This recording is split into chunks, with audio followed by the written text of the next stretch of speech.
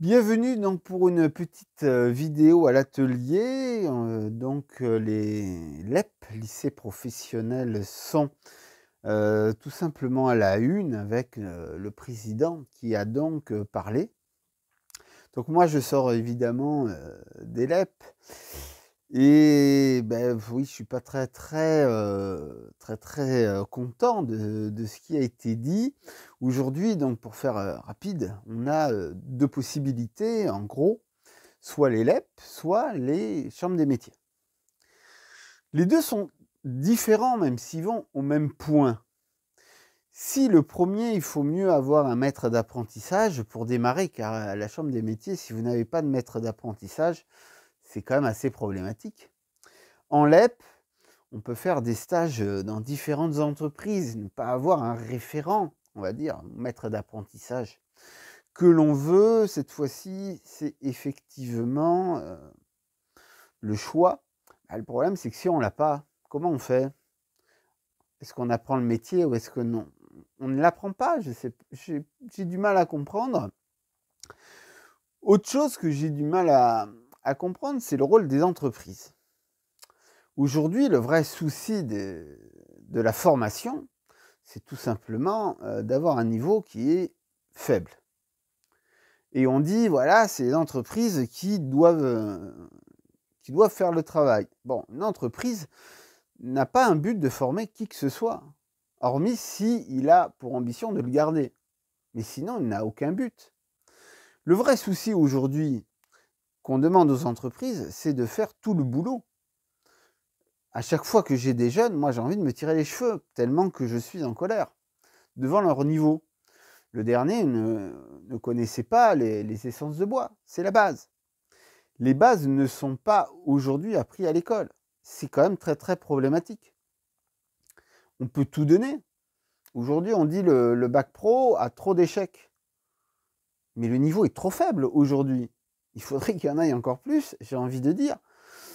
Parce que moi, quand j'ai des stagiaires, je prends peur de leur niveau.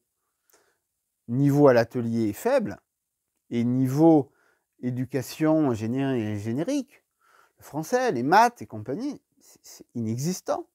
Le dernier n'a pas su me faire une simple soustraction. Bon, et puis le portable fait tout. Bon, c'est bien, le jour où il n'y aura plus de batterie sur son portable, je ne sais pas comment il fera.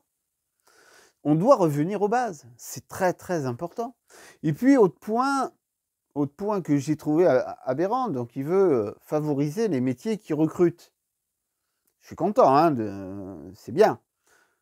Et fermer les métiers qui recrutent peu. Alors comment on va faire?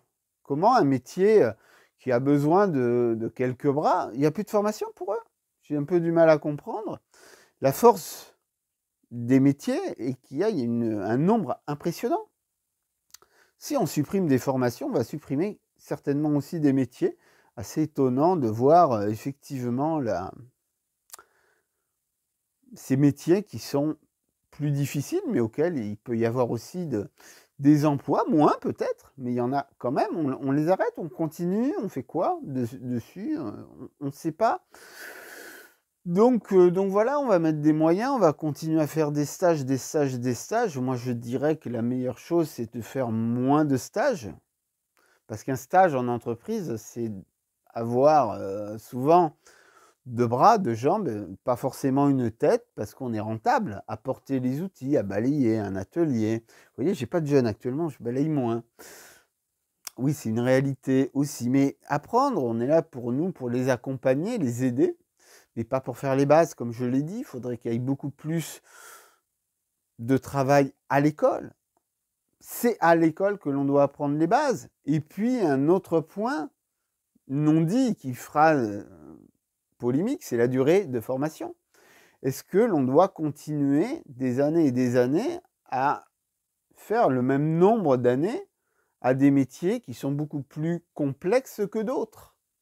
Le métier de menuisier ébéniste est très complexe aujourd'hui, vu qu'il faut connaître la matière, il faut connaître les techniques, il faut connaître les règles de sécurité. Aux machines ou sur un escalier, sur une porte, compagnie, on a plein de savoirs. On a l'histoire à connaître. quand on est ébéniste, on fait des meubles, il faut les connaître, il faut connaître les styles. Tout ça, c'est compliqué. Tout ça se fait en 3 ans. Je n'y crois pas. Moi, je considère, je l'ai fait en 4 et c'est trop court. Doit-on continuer à faire des formations, toutes les formations dans le bâtiment professionnel, de la même durée? Moi, ce serait déjà la question que je poserais. Pour moi, clairement, c'est non. 4 ans, c'était le cas, je le juge beaucoup trop court. 3 ans, c'est ridicule. Non, on ne peut pas demander en 3 ans d'être un bon ni menuisier ni ébéniste. Ça, je le confirme. Sauf si on est véritablement avec beaucoup de monde derrière, effectivement, on peut fonctionner comme ça. Mais sinon, non, c'est pas possible. Il y a trop de connaissances et c'est compliqué. Surtout si on n'apprend pas les bases. Il faut vraiment apprendre les bases d'une profession avant d'aller en stage. Ça, c'est indispensable. C'est véritablement. Donc, oui, il faut effectivement faire une bonne réforme des lycées professionnels, mais en défendant la spécificité des lycées professionnels. Je ne suis pas convaincu qu'on est dans ce domaine-là.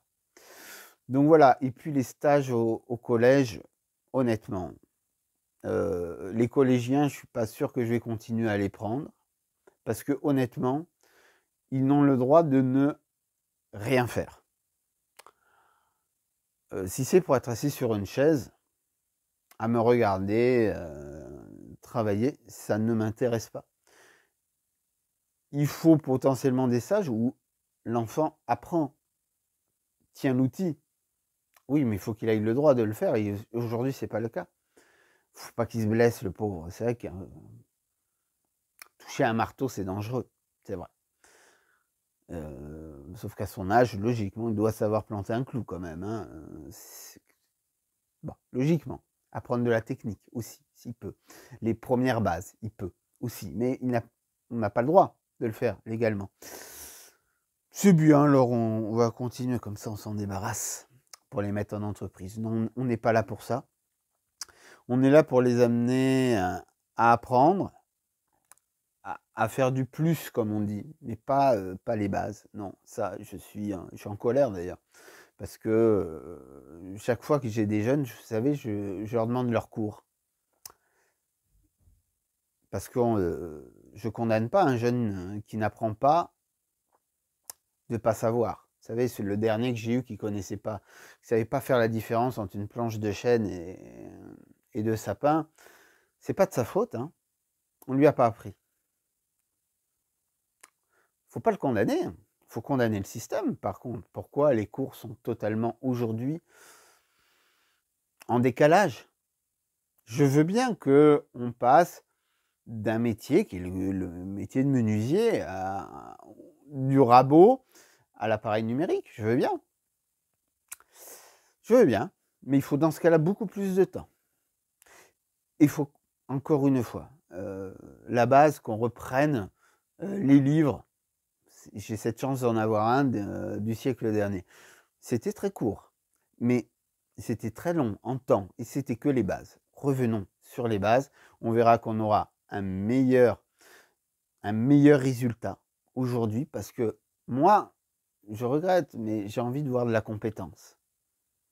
De la vraie, pas de la compétence